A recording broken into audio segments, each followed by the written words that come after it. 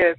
All right, we are gonna get started. This is our second Gaiaville meeting. That's gonna be the virtual meeting, and I wanted to start by doing a small prayer and invocation. I am recording now the session as well for the people who wants to see this later on. So let's do a small intro meditation. Close your eyes and take a very deep breath.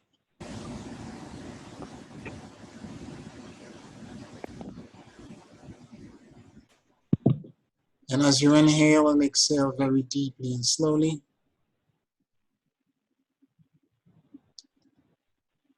allow the universal life force that permeates everything to enter into your lungs.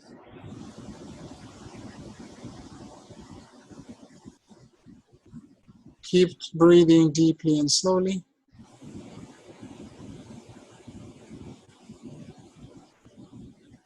Allowing your head and your awareness to drop in the middle of your chest.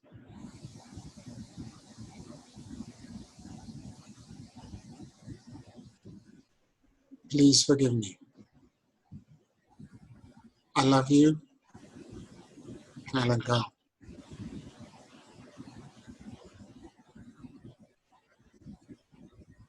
Please forgive me.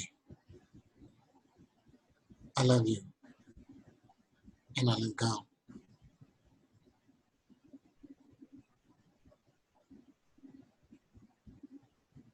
Please forgive me. I love you and I let go.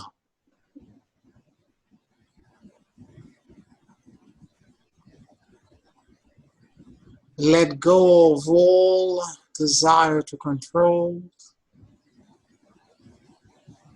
of all necessity to do in order to have.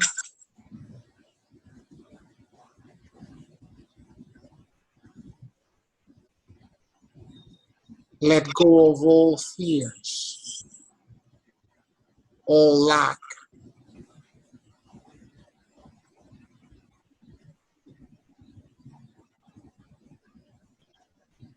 Keep breathing deeply.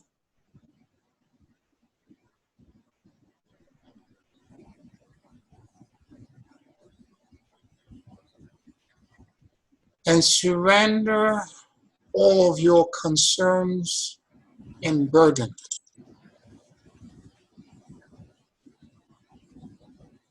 into the repairer, the kindness, the benevolence, the unconditional love and wisdom that permeates 96% of the universe.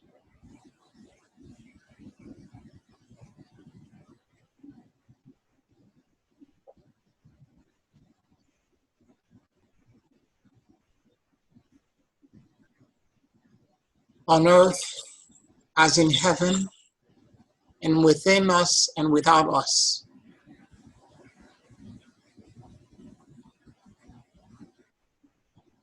We let go and release control and allow the perfect solution set, the perfect healing, the perfect miracles,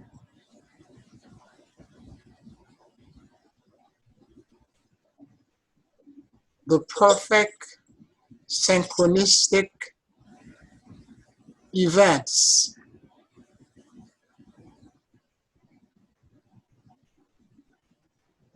to miraculously repair, mend,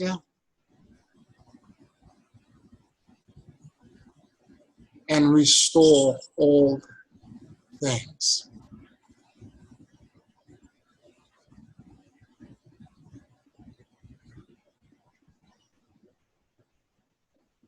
May the divine grace that is everywhere, bless you today and forevermore.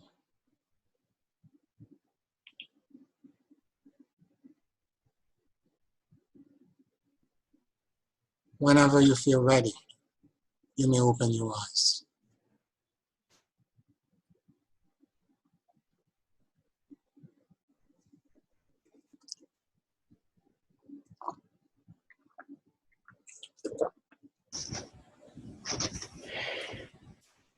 That felt good, huh? Yeah. Excellent, excellent. What I want to do before I start talking a little bit about the Gaiaville effort, I want to play this video. How do I do this? Give me a minute.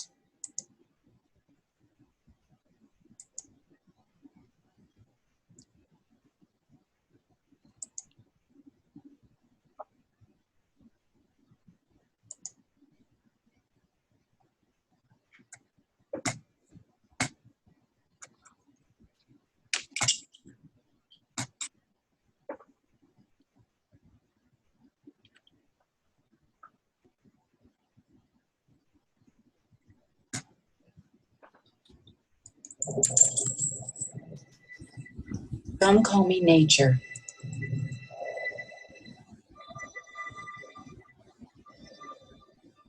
Others call me Mother Nature. I've been here for over 4.5 billion years, 22,500 times longer than you. I don't really need people, but people need me. Yes, your future depends on me. When I thrive, you thrive. When I falter, you falter. Or worse.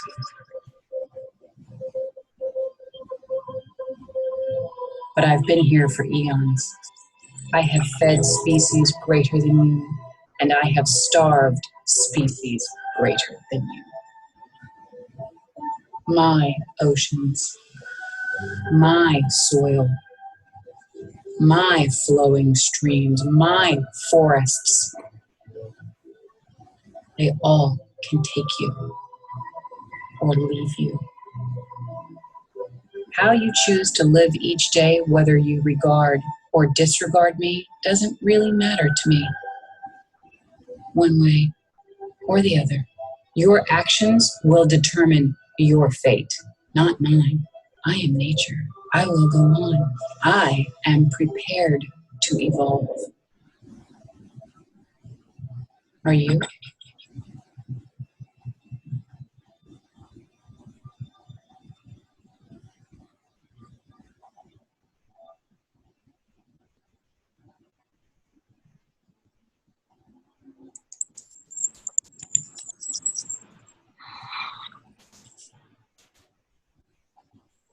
All right.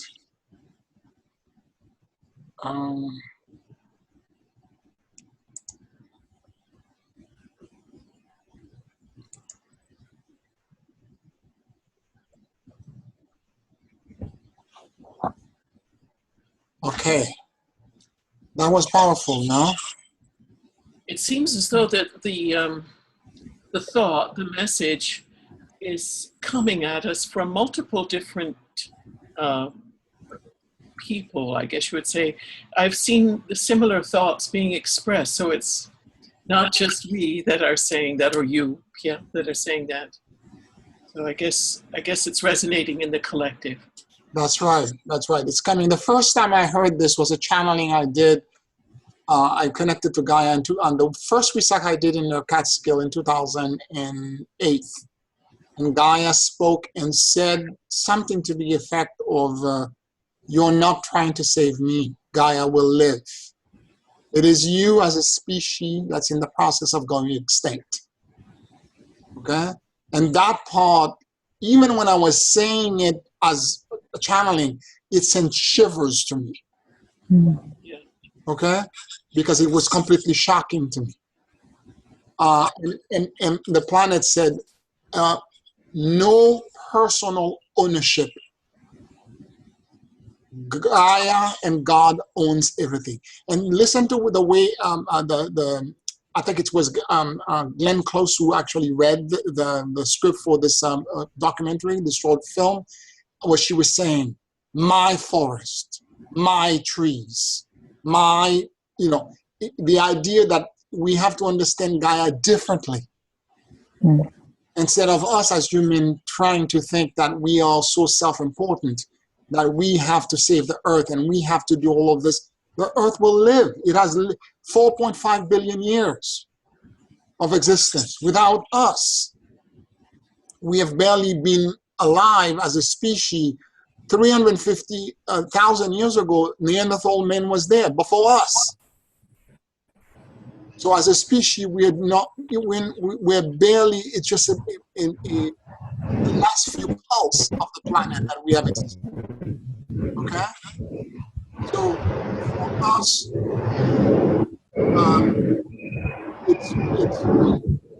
it's kind of complicated to not understand that we are. Marjorie, is that you that just came in? Marjorie, is that Yes. you? Okay, Yes. you're outside. There's a lot of wind or something.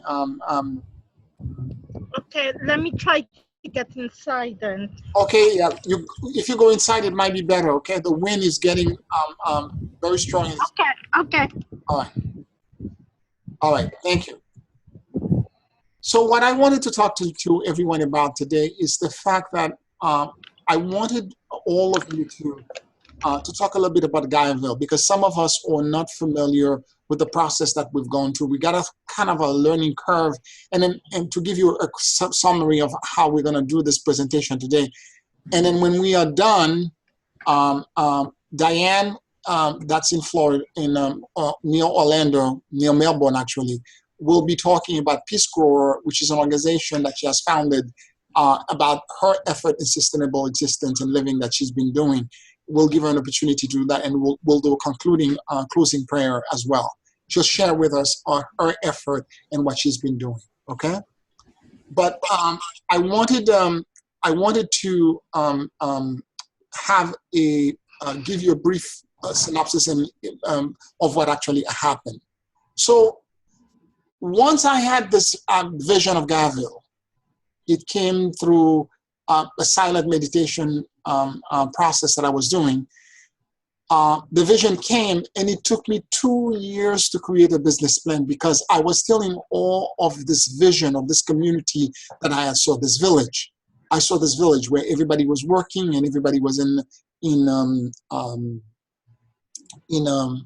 seemed to were completely in ascendance. People, it was an ideal community. It was beautiful. People were coming from the outside in. Other communities from the city. It looked like the Catskills to me, like very green and very lush. And it was an inkling of a second, meaning not even 3 minutes, but it marked me. It activated me so much that the vision, I couldn't shake it, because it was multisensory. It wasn't just a vision, it came with all of these other feelings as well. That is feeling that I must do this. And when I got to my house, I was in a restaurant when this happened. When I got to my house, the Gaia spoke with me again. And Gaia said, Pierre, this is a template and a blueprint. Manifest it anywhere, and it will spread to the earth grid like wildfire. Remember, no one owns anything. Gaia owns everything. Gaia and God owns everything. No personal ownership. Those were the exact words, and then the connection. So what I wanted to do is that I wanted to explain to you how I got from that point, 2008, to where we are today, and how we arrive at this situation. So the moment I had the business plan, I knew I had to create a corporation, and did so within a matter of 2 years. But I later on realized that the corporation had to be paired also with a non-for-profit. That I needed both systems to actually work together. That the corporation had to be a B-class corporation where instead of just for-profit, it needed to be for benefit, and that the benefit from that corporation would go and funnel into the community, which would be the non-for-profit. Okay? I have acreage in the Catskill. I have 62 acres, but the vision that I had was vast. I envisioned originally in the first business plan 10,000 acres. Okay? I know it may seem like overreaching, but like my great-grandmother always said, never dream of skinny goat, always dream of fat cows. So we're gonna dream of fat cows, okay? So, and the vision that I have really is for this to evolve into having the same kind of community at all 156 chakra locations around the earth. Similar imprint, similar community, because the platform we're creating is open source. It is our hope that the moment we do what we do, we can, as we are doing now online, we will share that knowledge base with other communities. Like Diane can create it where she's at, other people can create it wherever they are at, as a means to allow for the evolution and the growth. Because if more people do it, Gaia and the earth and humanity survives. Okay? So we started meeting, and of course, at first it was a lot of people. Then it got reduced. At first it was once a year. Okay, the first 2 years we had 2-day workshops, what I call Gaiaville Inception Conferences. And then in those 2 days, I would bring experts on, because Gaiaville really is at a minimum, 6 different projects. It is what I call resilient architecture. And I don't mean by that just lead green architecture, sustainable architecture, but what I call resilient, meaning that the wind resistance of these homes should be, an architecture should be about 180 to 200 miles per hour. Any hurricane gust, the architecture should be able to stand. Super insulated. And I mean, I'm doing it at my house right now. That's a different talk. But I mean, the R factor, which is the insulation factor, in typical home or around R11 on the walls, I am doing R43 in my home. And the roof, which are usually R30, I'm doing R63. So I'm super insulating the house as a means to against, and all of it has to do with the fact that we are facing uncertain weather phenomena that are coming up, and if we don't create this kind of community from the get-go, we will not be able to survive. Okay? A catastrophic event are going to come to undo what we have done. We might as well do it right. Okay? So so that's the first project would be architecture for green power generation. Now, very feasible with solar power, if individually for a home now. If you have solar panel, and then you also have a Tesla, the new Tesla backup battery for home, 10 kilowatts of power that you can have now in your home for $3,500, which is an incredible, reasonable price for the quality of the battery and the backup power. You could be off-grid, okay? You could still be connected and have what is called net metering, which is the excess power that you produce, you sell it to the grid. But in the event that the grid shuts down, you can still exist, right? That's for an individual home. But you can create an entire community this way. The idea of Gaiaville is to create a village, a community for 350 families. And why the community? Because you cannot exist by yourself. If we are to survive as a species, it is in communities that we will live. If you try to do it on your own, you know, in the middle of the mountain somewhere, you will not be able to survive. Okay? So we talk about the architecture, green power generation.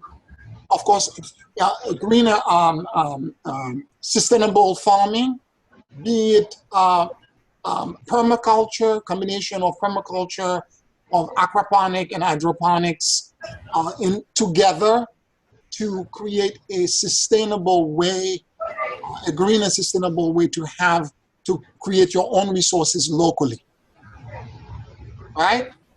Then you have the wellness and the healthcare, which is about a cooperative practice where MDs, naturopathic doctors, herbalists, acupuncturists, holistic dentists, and healers and energy healers can all work on together to help accelerate the healing of everyone in the community and even reaching outside. Education in the arts, making sure that we are teaching individuals to move away from their self-importance and their ego and to understand interdependence. The idea that we are all interconnected to each other and that we have every action that we take individually as human beings will affect something else, if not in another individual, but at least some system in the number of ecosystems that are interconnected around the planet. Okay? And finally, the economy and the commerce. How do we exchange with each other? Okay? What are we doing with the exchange system? What kind of exchange system are we going to use and we're not using? While, what's going on right now, given what's going on in Greece and the currencies and all of that, everything is in the state of turbulence. There will be a moment where things are going to start collapsing before it gets rebuilt. Many countries in Europe, and right now, Greece is the one that's in the forefront now.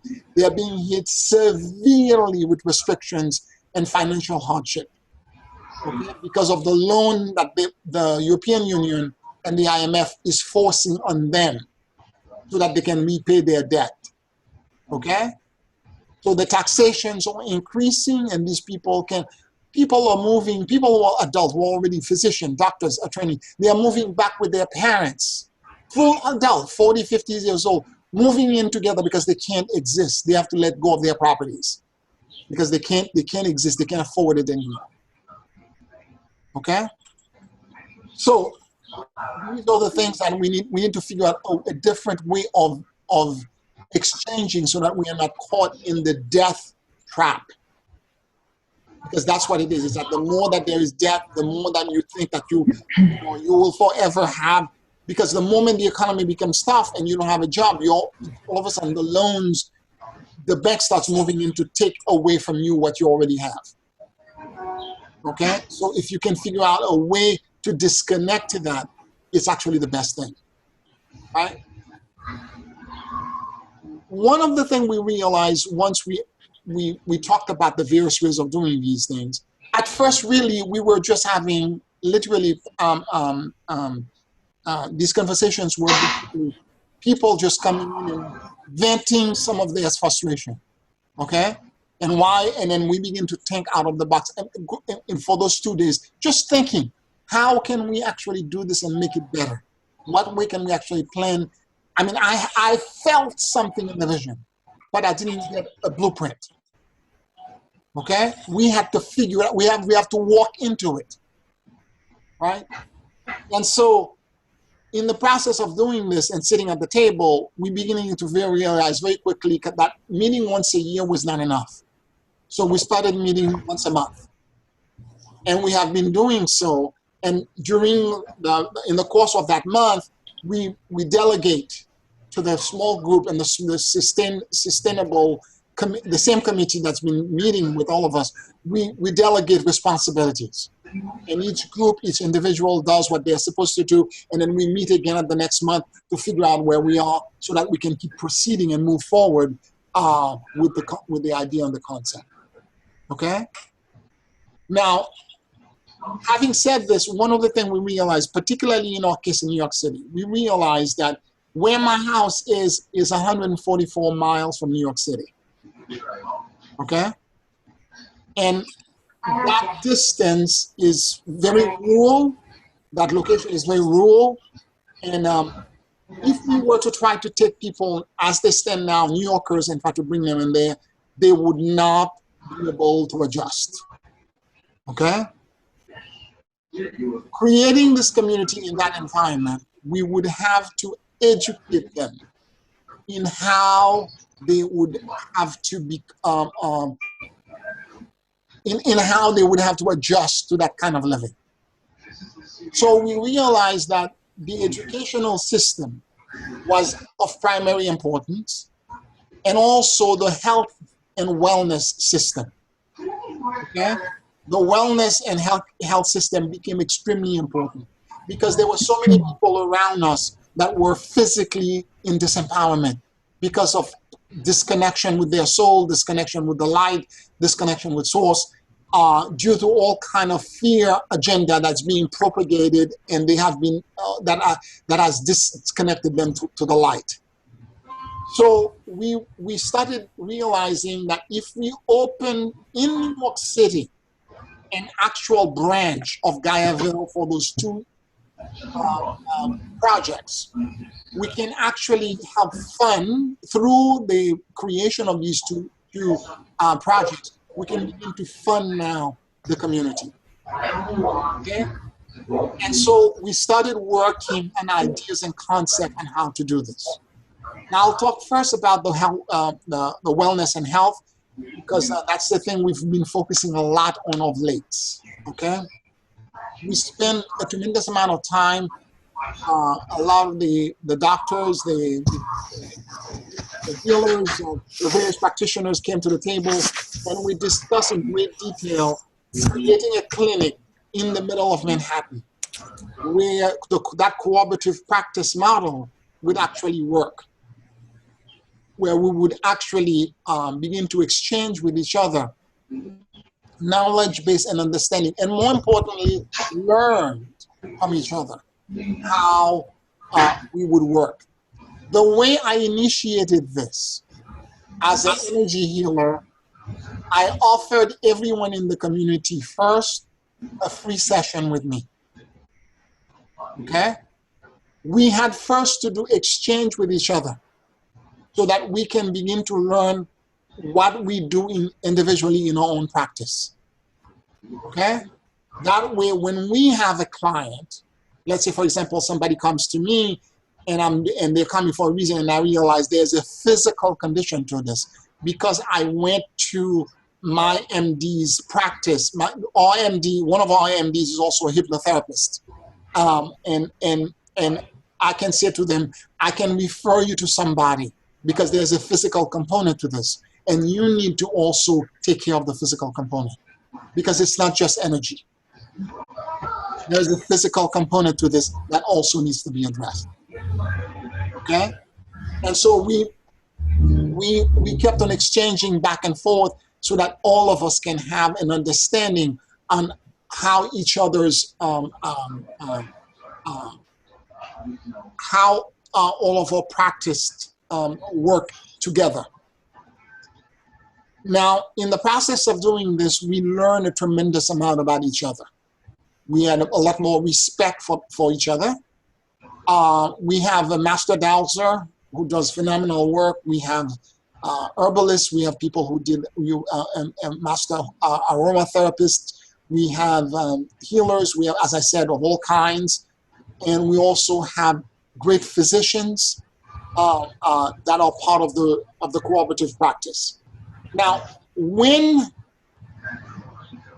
it so happened that in the process of being in a big city like we are, we got cases, and it was not something we solicited. We did not advertise it. We had people around us, family members and friends, and even clients that came to us completely disempowered. And in the process of realizing that the disempowerment and given the fact that we were talking to each other, we begin to now refer these clients to the other practitioners, and we begin to already This has been almost 2 years now we've been doing this. We are cooperating already with each other without a physical clinic being open. Okay? So we are already doing this. And in the process of doing this, we learn a lot more about each other.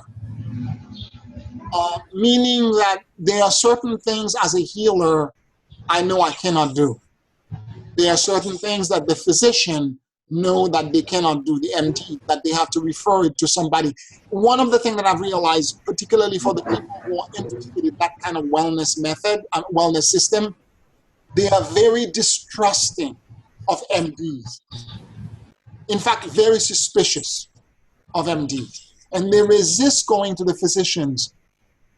Sometimes I have to cajole, I have to beg. Sometimes it takes me months, if not years, before I can convince them to go to a doctor to do what needs to be done. Because they think that the energy alone will take care of it. Okay, and that's a great lesson for me, is that and I've spoken, and of course me, the MDs, and the master dancer, the hormone therapist, all of us, we are cooperating fully and exchanging. In other words, if I perceive something in a vision, I can, if there is, of course, the client and the patient gives permission for all of us to talk to each other. We then start talking to I talk to the MD, and I can tell the MD directly what I perceive. I can openly have a discussion without having them think that I'm completely whacked and crazy. This is caused because of a past life where this person was blah, blah, blah, etc. And I go into all of the details. But there is a medical component to this, and the medical component is XYZ, and you need to check. And we help the doctor in the process of us doing this. We help them narrow down what may have taken multiple tests. Okay? We help them narrow it down very quickly. You know, I can tell them, for example, I've seen 2 pathogens. Check for 2 additional pathogens. I don't know what they are, but I saw 2 things. There are 2 pathogens in there. Okay? And then they can do the batteries of tests and discover exactly what the issues are. So we've learned a lot, or the MDs would come back and say things to me. We need to check on X, Y, and Z. There is a issue. The patient trusts you more. The client trusts you much more. So I need you to understand where the medical issue is and what the choices are in front of them. Maybe you need to have a conversation with them regarding X, Y, Z, the choices, what they have to do. And one of the things that I have to tell you that was a big lesson for all of us, including me, I was already aware of it, but some of the other practitioners, us as non-medical doctors, we do not give medical advice. I am not doing any physical examination to look at anybody's body. I am an energy healer. I put my hand on you and that's it. Okay? I'm not there to actually do a physical examination and give you a diagnosis.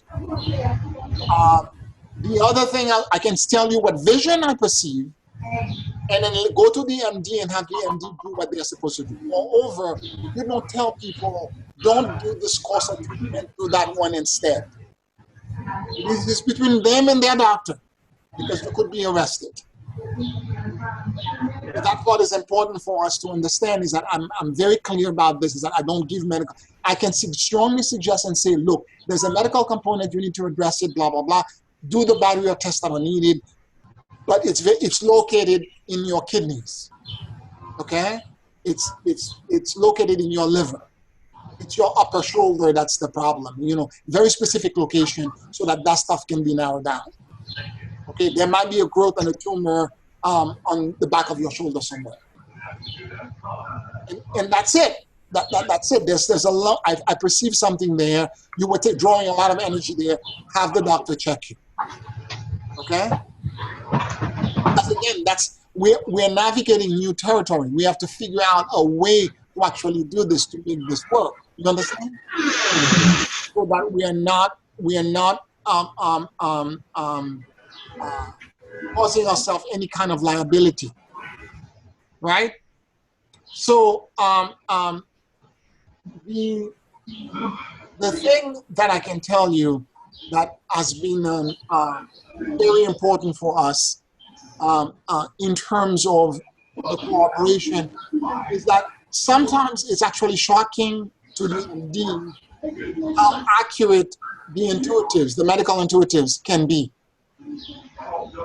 I remember one MD who said to us, "So you don't need the doctors anymore because I mean, really, if you can, you know, douse the problem and the issue immediately, you don't need to have the doctors with you," which is completely incorrect because we need the doctors to deal with the physical component. You know what I mean? We need the doctors to deal, if somebody has a physical thing, a dislocation of something, physical adjustments need to happen. And I'm not medically trained to do this. The person who has that expertise, who's corroborating, should be the one that deals with this.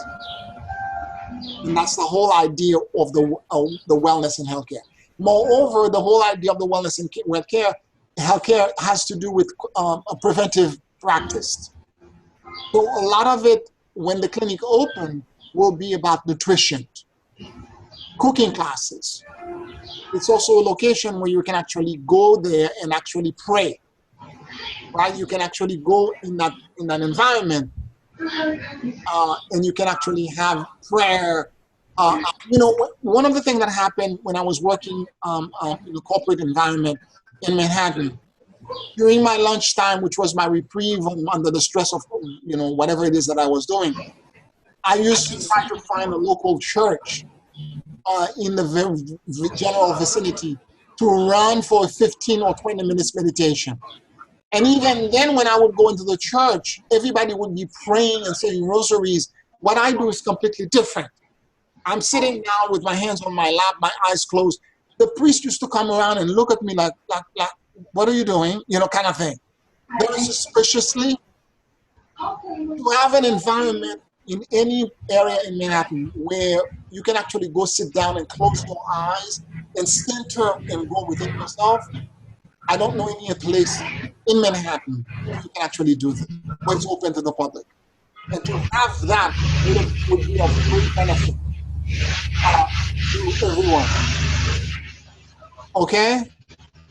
So I encourage all of you to think about that possibility if you're thinking about creating a wellness and healthcare a portion to your local sustainable model.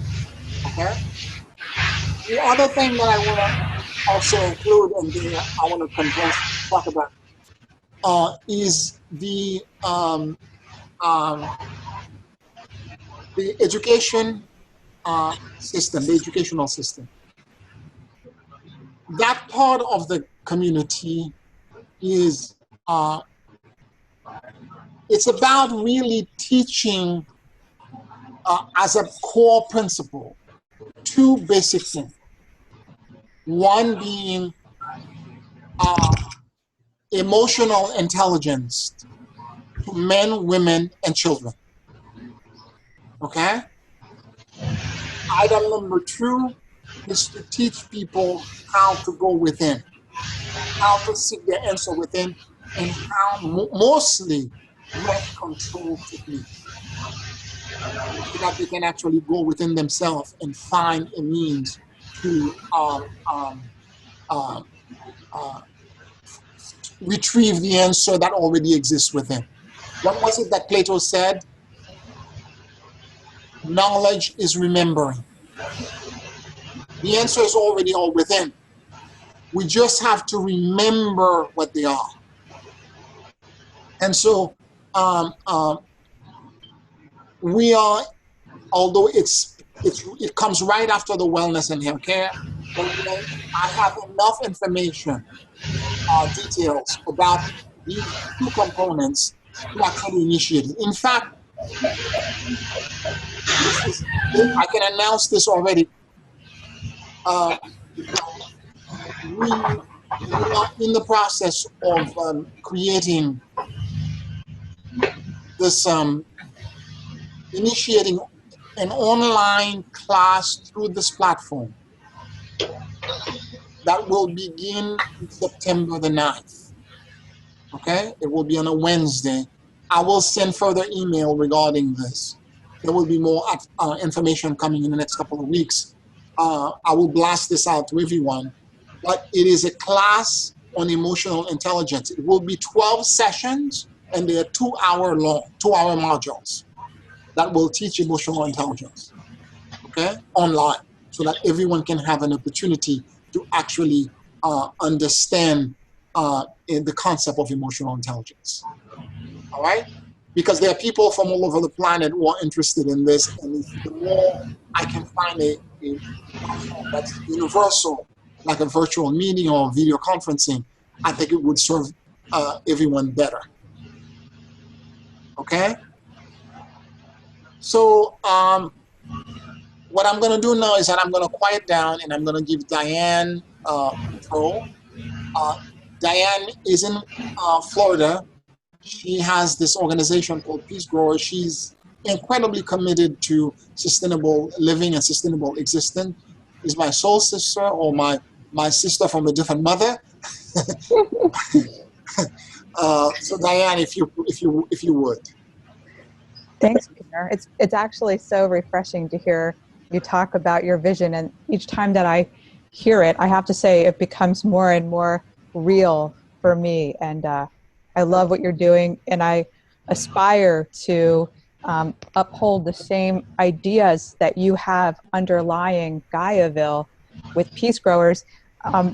We're a volunteer organization, and so the vision for the way that we fit in with what's happening in our community here in Melbourne is more as a support mechanism. We provide volunteers. We help to promote sustainable living projects that groups and organizations are doing here in the Melbourne area. We're using it as an opportunity to create inclusion among all people, and especially people with intellectual disabilities, because I have a very strong passion for making sure that those folks are involved in every possible aspect of living according to these principles. I think it's a sad thing when it turns into the case of the haves and the have-nots. When we talk about how we're going to create a world that works for all people, a lot of times when we think of all people, we'll say children, but we're not always thinking about the disenfranchised groups among us. And so I've kind of taken responsibility for that calling.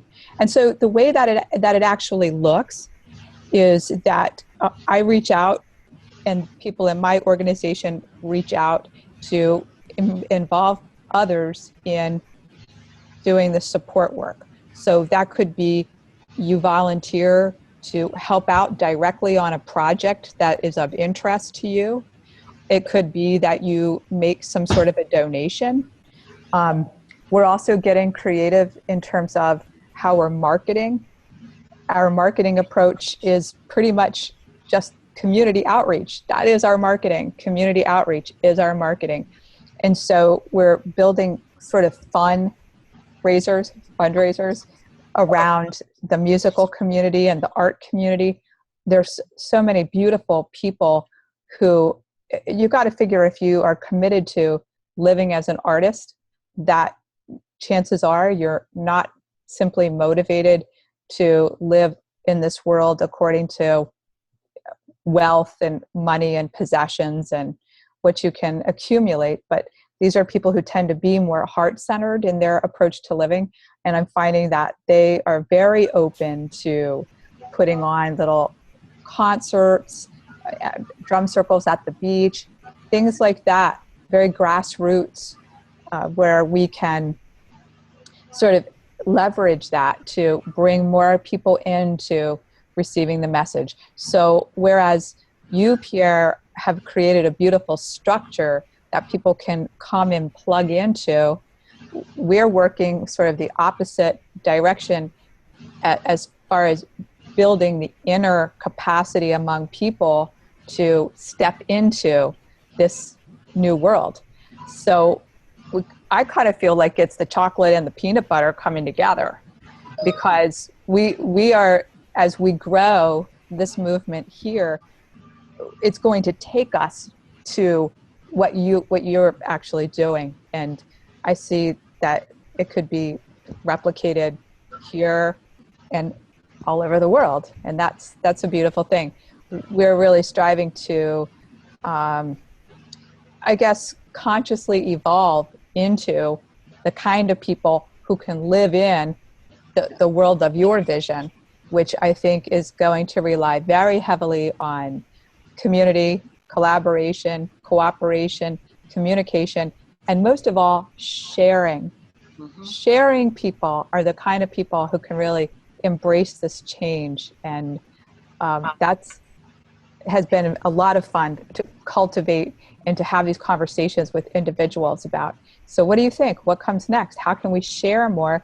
And then the examples of what people are already doing in a very grassroots kind of way, but to connect everybody and so that we all know what each other is doing, to grow the demand for this type of a lifestyle.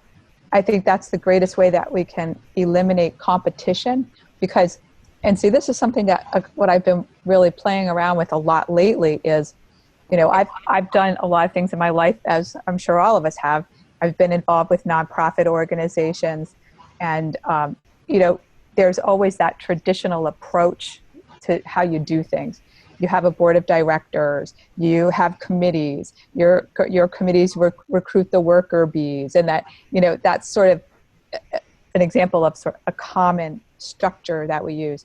And so what I'm exploring is how we can change our leadership model to one that is empowering many, many people to take on a piece of the leadership.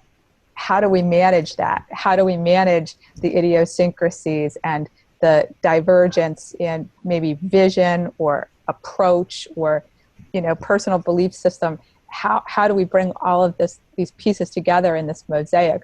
And it's been challenging not to say, well, wait a minute, slam the gavel and bring out Robert's rules and say, you know, we've got to have some order. I think that as we do the spiritual work, that we learn that we can trust spirit to guide the process. And if that's not going to be a central focal point of this new thing that we're moving into, I find that I'm not really that interested in it if I can't bring the spiritual piece in. So it's just another reason why I love everything that you're doing, because it's completely integral. It integrates everything, mind, body, and spirit. And I learned from you. So ask me questions so maybe some of this blathering can make sense. Yes. A couple of things. There is that project that you're working on with the food truck. Could you talk a little bit about this? I think other people in the call that will actually enjoy this quite a bit. To give them an example of how you outreach and what you do. Right. Well, again, like I was just alluding to, spirit is a very central element to everything that's going on down here, and so the kinds of things that happen are, I'm having a conversation with an individual who says, you know, I've always thought that it would be great if I had a food truck, and I'd like to do healthy food and locally grown food and create on-the-job training opportunities for people. And of course, I'm thinking people with disabilities can learn to help with food prep, and that could be a really cool thing. Then I remember that I know a friend who purchased a food truck and it didn't work out for her. It's sitting on her driveway. Then the next thing that happens is, well, let's see if we can't get these individuals together and get a conversation going. And who else do I know? I'm in my mental Rolodex thinking, who else do I know who could contribute to an effort like this? And then that takes me to the community kitchen that we have. And I know some chefs there who are also agriculture people. They garden and they grow. And it's like, wow, this sounds like a project that would be right up their alley.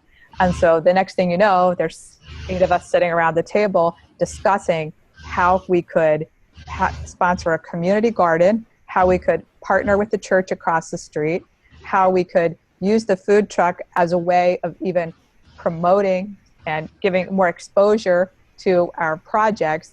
And so you start to see how all of the pieces come together and how energetically people start to, feed off of each other, ideas start to spin, resources start to come into play, and it's really very exciting. Now, is it something that could fit into a formula, a blueprint? No, not exactly. I would say that if there's a formula at all, it would be, putting it in the mixer and seeing what comes out, and just being brave enough. Nobody's saying, what's in it for me? How do I make money off of this? But we do sit down and we troubleshoot. We try to bring all the potential obstacles up, and then we go about everybody bringing all their resources together to say, well, how do we fundraise for this? How much do we need? Should we do a crowdfunding campaign?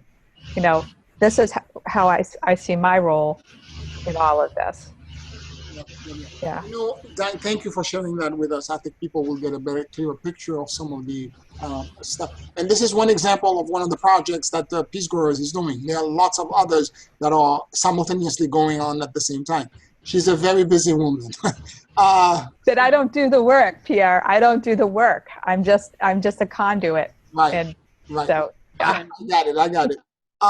You reminded me of something that happened with the Native American in terms of the way the elder council meet.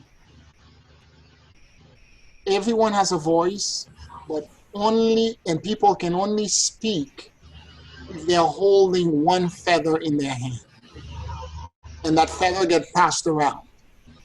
Okay? So it's only if you are holding the feather do you have a voice to actually speak in the council at the moment. And everyone is able to actually share. So it might be a different way.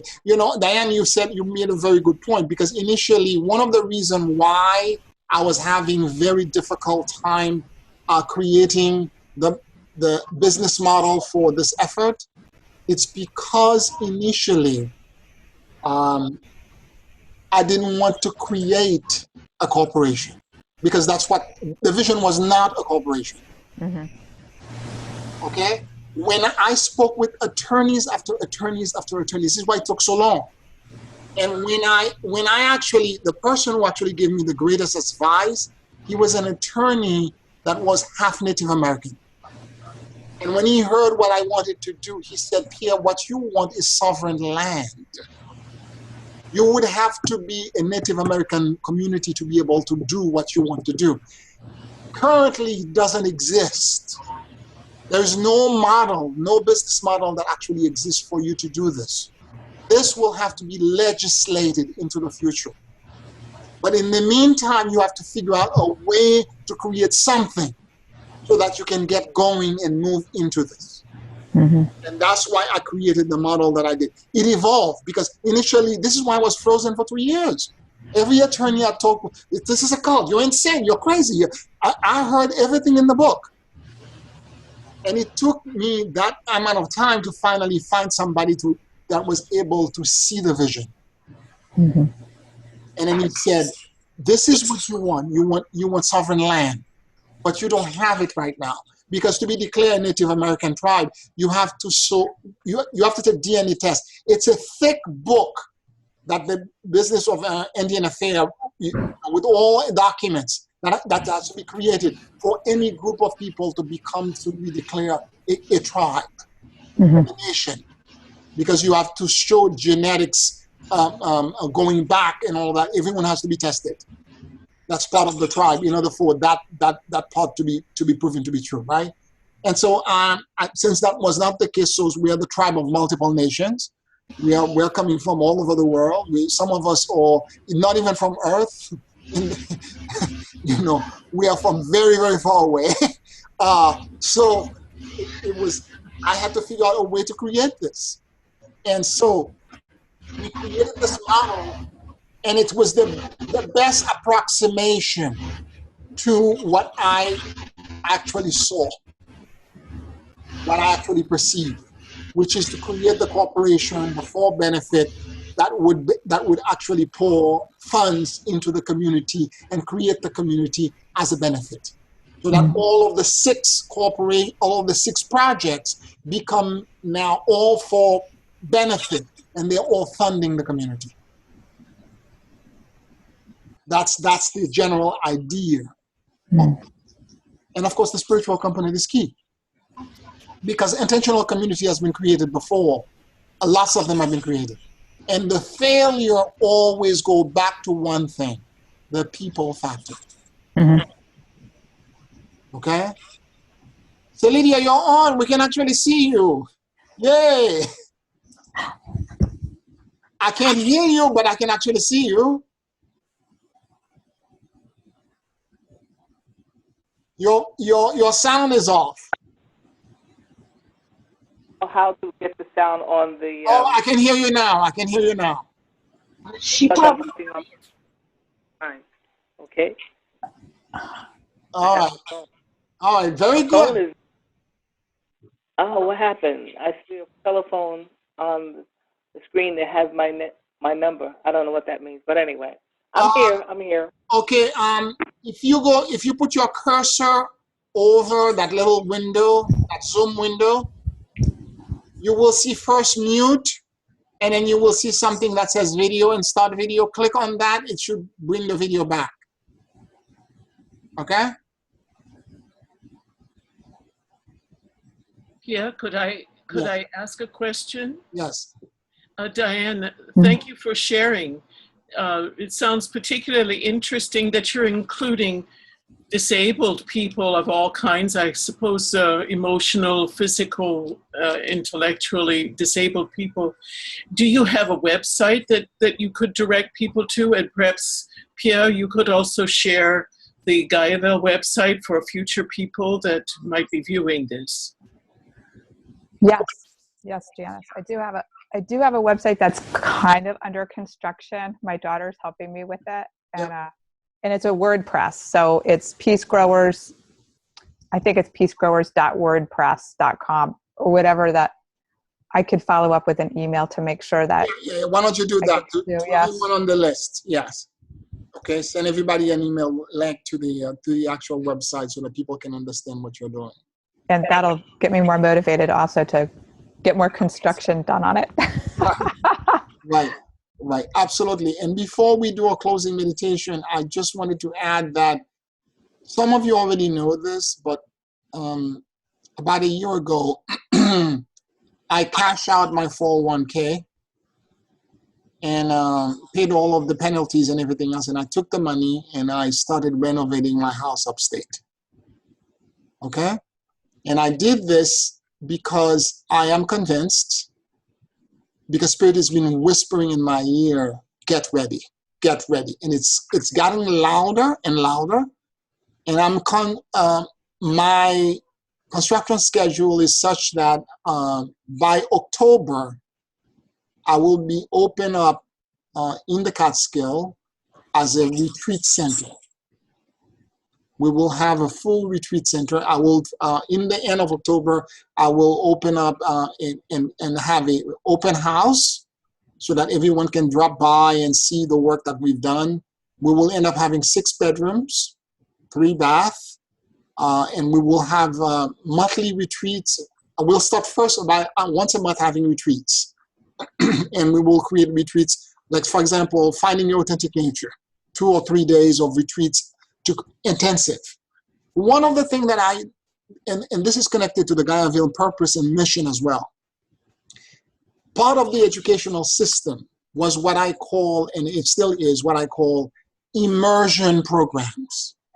The fact that I had to take city dwellers and immerse them in an environment that was so foreign that if you were to drop them without training and without immersing them, periodically, they would not be able to make the transition. And that was the idea of opening that retreat center. There's a vortex in the land, and people are able to enjoy it, and I will guide people to come in during those meditations and those retreats. So I'm looking forward to that being created and having an opportunity to share that with the rest of the world. Okay? So if there are no other questions, I will do a short closing meditation.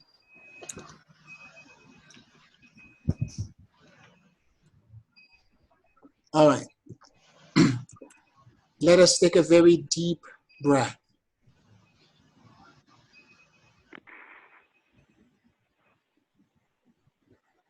And as you inhale and exhale very deeply and slowly,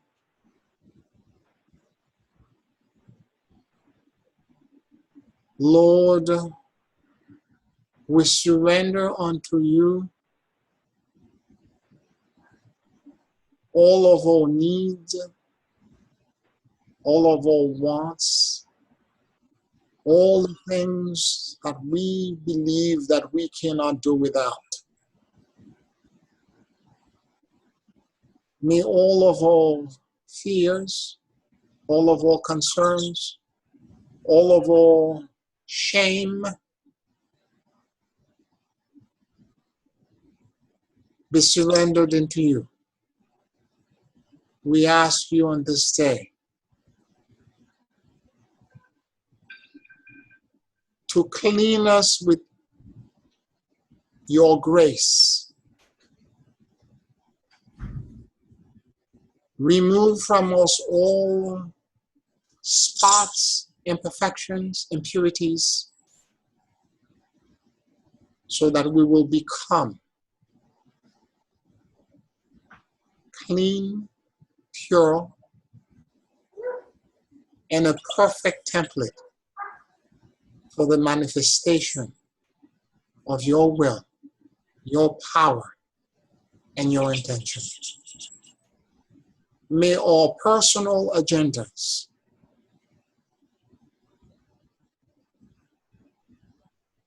be secondary to the planetary, global, and universal purpose. Amen. Amen. Thank you everyone for being on the call. I just wanted to run some dates by you. We are having a picnic. The next meeting we're going to be having in August will be a picnic, and it will be on August the 29th, Saturday, August 29th. Okay? And then the online meeting will come in September. We have not picked out the date yet, but I will inform you about this through email. All right? Awesome. All right. Love you all. Thank you for being on the call. Lots of blessing. Thank you so much, Pierre. Thank you. Take care. Bye-bye.